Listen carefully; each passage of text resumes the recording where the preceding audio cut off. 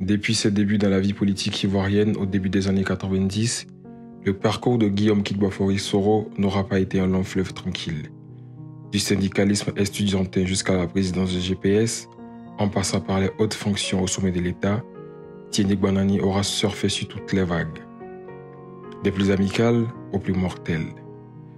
Mais comme le phénix, il a toujours su renaître de ses cendres. La GKS TV, témoin privilégié de son combat politique, met à la disposition de ses followers une série de rediffusions de vidéos ayant marqué sa trajectoire.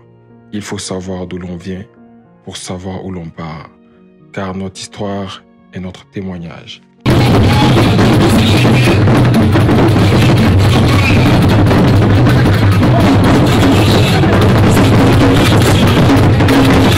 Abengourou est une ville située à l'est de la Côte d'Ivoire, dans la région de l'Indéné-Duablin, dont elle est le chef-lieu, à la frontière avec le Ghana. Abengourou est le fief des Agni, peuple originairement issu du Ghana. Les Agni ont migré en Côte d'Ivoire avec le grand groupe Akan. Sa population est estimée en 2010 à plus de 116 169 habitants. C'est la 10e métropole de la Côte d'Ivoire. Le nom Abengourou vient de l'expression Mpekro, signifiant en Ashanti, langue du Ghana, je n'aime pas les palabres.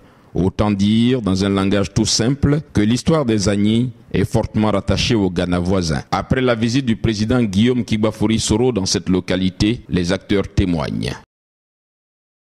La visite du président de l'Assemblée nationale, qui a commencé depuis le vendredi et s'est achevé le dimanche 10, je crois que c'est une occasion exceptionnelle.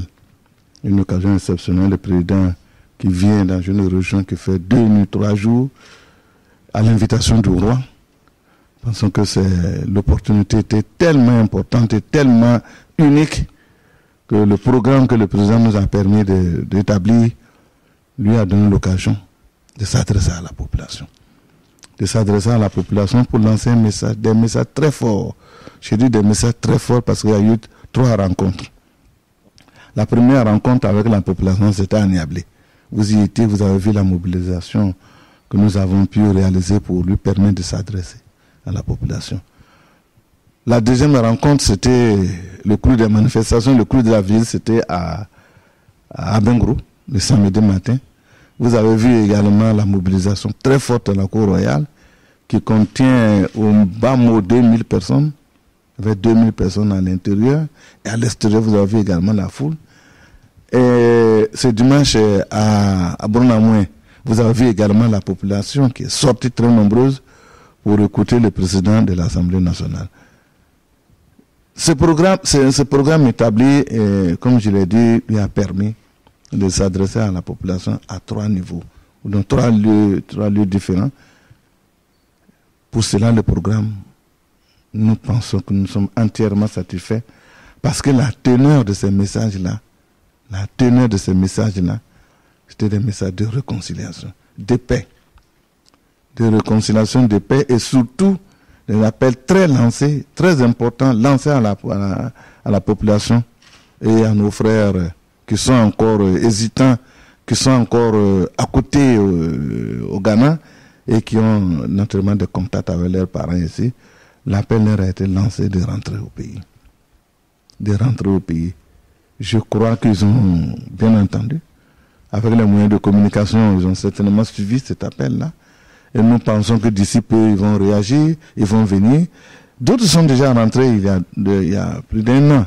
Vous avez l'exemple du conseiller économique et social, Brouadou, qui est à Yakassé Feyasé, qui vit tranquillement chez lui. D'autres sont rentrés, ils vivent tranquillement ici. Il n'y a aucun problème, aucune menace, aucune quelconque insécurité qui pèse sur ces personnes-là. Et puis, le président de l'Assemblée a lancé un appel. Il a mis en mission le préfet, le corps préfectoral et la population. Il nous a demandé de faire tout pour que les personnes qui vont venir soient davantage rassurées. Aussi bien dans leur intégrité physique, mais dans leur comportement moral et autres. Rien ne va peser ni sur eux, ni sur leurs parents. Le président a également lancé un autre appel très important. Il nous a demandé, nous qui sommes responsables administratifs et responsables coutumiers, de faire en sorte que nos rapports avec nos voisins, nos frères du Ghana soient très bons. C'est de très bons rapports que nous entretenons. Naturellement, c'est le même peuple. C'est le même peuple, donc il ne peut en être autrement, que nous entendons bien. Au niveau de l'administration, nous sommes régulièrement invités par nos collègues de l'autre côté du Ghana. Quand il y a la fête d'indépendance, on invite le sous-préfet de Niablé qui est tout juste à la frontière. Et quand il me consulte, je lui ai dit de se rendre là-bas pour aller honorer l'invitation. Et vice-versa. Quand nous avons notre fête d'indépendance, on invite notre collègue de l'autre côté. C'est dire que nos contacts, nos rapports avec les frères du Ghana sont de très bons rapports. La ville d'Abangourou a reçu la visite du président de l'Assemblée nationale. Nous savons qu'en pareille situation, la sécurité est une des priorités. Et quelle a été votre contribution lors du séjour du président de l'Assemblée nationale en termes de sécurité? Merci. Je me présente. Je suis le commissaire divisionnaire Sérim Igbanyon, préfet de police d'Abangourou. Vous savez, recevoir n'importe quelle personnalité, et surtout une personnalité telle que le président de l'Assemblée nationale, la deuxième personnalité du pays, c'est que ce n'est pas une messe en fer. Et donc, cela nécessite que la sécurité, les forces de sécurité soient mobilisées au maximum. Et c'est ce que nous avons fait avec la contribution de nos frères d'armes, les gendarmes et les militaires. Les militaires, comme vous avez vu, nous avons pu travailler en symbiose, non seulement pour sécuriser la résidence, les différents hôtels où la délégation était logée, mais aussi les lieux de manifestation, ainsi que les itinéraires quant au déplacement du président. À l'issue de ce séjour, en tout cas, nous sommes satisfaits parce que aucun incident, même mineur, n'a pu être signalé. En tout cas, vraiment, nous sommes satisfaits du point de vue de la sécurité que les forces ont pu faire durant le séjour du président de l'Assemblée nationale. Alors, monsieur le préfet de police, nous sommes sensiblement à l'une des frontières que la Côte d'Ivoire partage avec le Ghana. Et beaucoup de personnes se disent que il y a beaucoup d'exilés au Ghana. Une attaque peut partir de là. Est-ce que, en sachant que le président de l'Assemblée nationale viendrait dans cette localité pour une visite d'amitié de courtoisie, vous n'avez pas eu des appréhensions? Oui, en tout cas, des appréhensions, il y en a toujours lorsqu'on reçoit une telle personnalité. Une seule personnalité. C'est vrai, le président lui-même l'a dit, qu'on lui disait s'il va à Niablé, et il a vu la mobilisation. C'est tout le contraire de ce qu'on lui disait. Mais nous, il ne s'agit pas pour nous de croire ou de ne pas croire, mais de prendre des dispositions. Et c'est ce que nous avons fait. Merci. Madame Kone, présidente de la FEMFECA, entendez par là, la Fédération des mouvements féminins de la commune d'Abangourou. Voilà. Oui. Madame, qu'est-ce que la visite du président de l'Assemblée nationale dans l'Indénie du Ablin à Abangourou vous a apporté? Pour nous, les femmes, cela représente beaucoup. Cela nous fait comprendre que nous pouvons avoir de l'espoir. Nous pouvons avoir de l'espoir. Pourquoi? Parce que nous savons que nous avons traversé beaucoup de difficultés. Et aujourd'hui, si au niveau d'Abangourou, le président de l'Assemblée nationale nous rend visite, on tient d'abord à le remercier pour cette visite-là. Et cela nous fait comprendre que le feu est éteint et que les braises sont en train de se refroidir. Cela représente pour les femmes l'espoir que Abangourou, plus particulièrement, préservera la paix qui nous est vraiment très chère et que toutes les couches de la société sont impliquées dans le processus de paix. Puisque la paix elle-même vient de l'intérieur et le discours que le président de l'Assemblée nationale a tenu lors de cette visite-là nous a vraiment apaisés. Nous a fait comprendre que nous sommes vraiment dans une période de paix. Le discours à l'endroit des jeunes m'a marqué particulièrement, puisque les jeunes sont nos enfants. Cela nous a nous motive davantage à comprendre qu'il y a des personnes qui, dans leur vision, veulent que la jeunesse puisse se prendre en charge, que la jeunesse puisse être responsable. Et je pense que si les jeunes, après avoir écouté ce message, si les jeunes appliquent les conseils que le président a donnés, ça va permettre d'abord à la zone, à la région, puisque nous sommes à Bangourou, de préserver sa paix. Et cela va servir d'exemple aussi à toutes les zones, toutes les régions de la Côte d'Ivoire. Okay. Madame Koné. Justement, le président vous a investi d'une mission allant dans le sens de quelle sera la part que les femmes vont jouer dans cette mission à laquelle le président vous a investi. Oui. Vous savez que, en principe, tout repose sur la femme. Et nous, on avait déjà commencé. Nous rentrons bientôt dans une période sensible. Ce sont les élections locales. Et nous savons que ces élections sont très importantes pour la population. Parce qu'il s'agit d'élections pour le développement. Donc toutes les couches sont impliquées. Et nous, les femmes, avant que le président même vienne, tous les messages que le gouvernement fait passer nous a interpellés. Donc nous avons déjà commencé à faire la sensibilisation au niveau des différentes couches sociales et surtout au niveau des acteurs clés des élections, c'est-à-dire les candidats, au niveau des supporters des candidats, au niveau des jeunes surtout, et puis au niveau des femmes. Donc nous avons mis un comité en place de 40 personnes, 30 femmes et 10 jeunes qui vont sillonner 10 villages et puis 10 quartiers au niveau d'Abengourou pour faire des sensibilisations de proximité, pour faire des émissions de radio, pour également mettre les candidats, avant les élections même, mettre les candidats ensemble. Ça c'est vraiment notre souhait, on le fera. On mettra tous les candidats ensemble pour qu'ils puissent donner ensemble un message qui va vraiment faire comprendre à toute la population que si en haut les gens s'entendent, en bas nous n'avons pas intérêt à nous quereller. Donc cette activité-là nous tient à cœur. On le fera avant les campagnes, pendant les campagnes et puis pendant les élections. Madame Koné, quel souvenir gardez-vous du président de l'Assemblée nationale pendant qu'il était Premier ministre? Ouh là là, pendant qu'il était Premier ministre déjà, il a fait un grand geste à l'endroit des femmes à Bangourou. Et cela vraiment nous a touchés parce qu'on était dans une période de désolation. Après un incendie du grand marché d'Abangourou. Je sais que vous avez vu le grand marché, déjà que c'est pas très grand. Donc l'incendie, lorsque l'incendie s'est déclaré, ça a pris presque tout le marché. Et les femmes en particulier ont été touchées.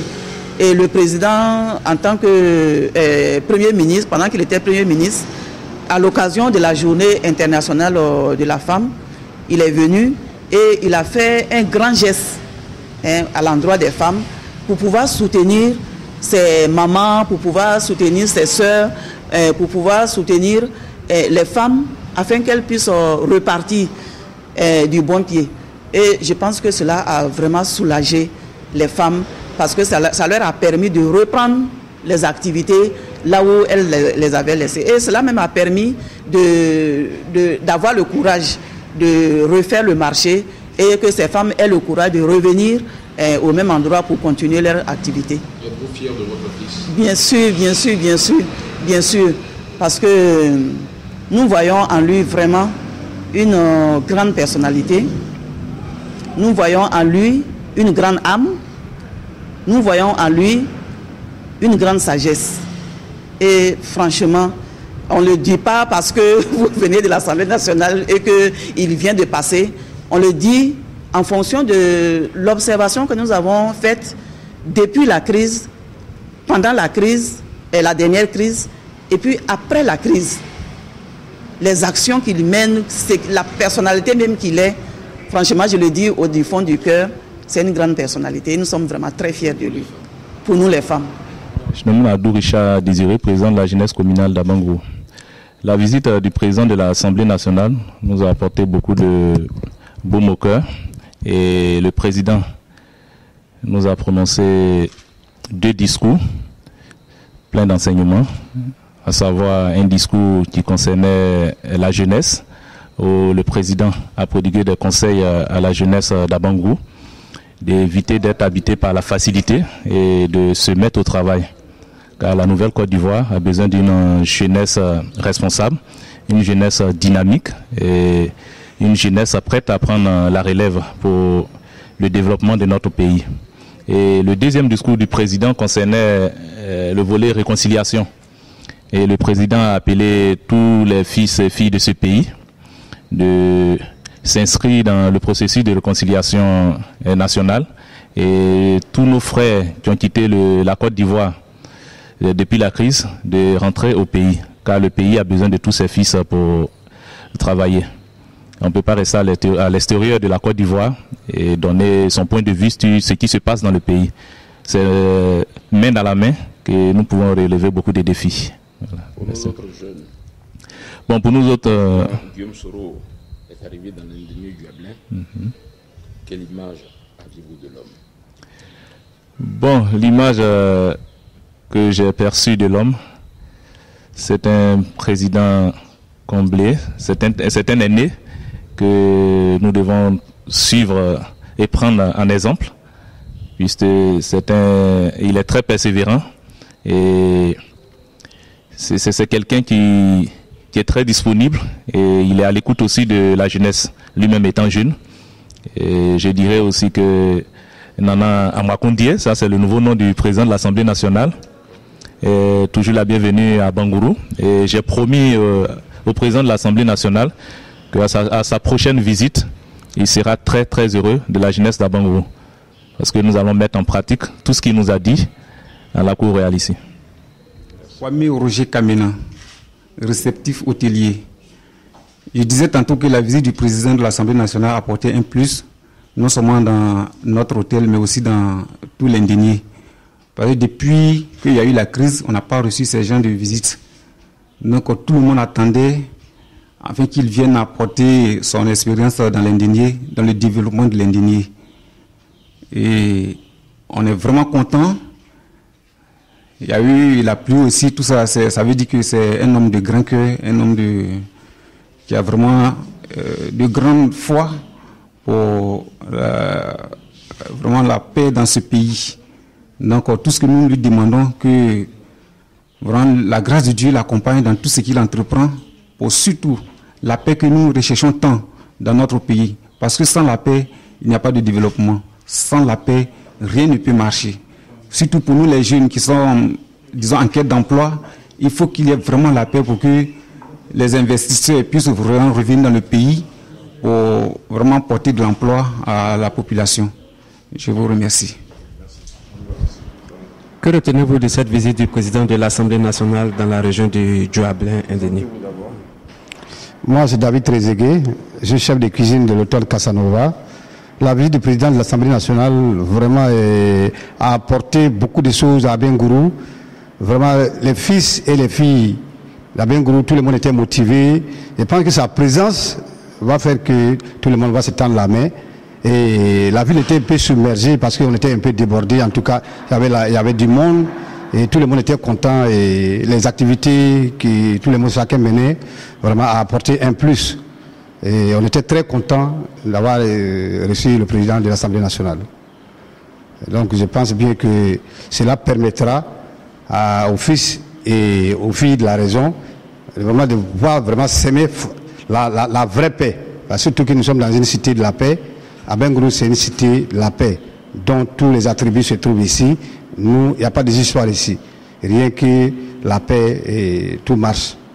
Donc vraiment, on est très content d'avoir reçu le président. Est-ce que vous permettez de dire que la visite du président a eu un impact sur la restauration?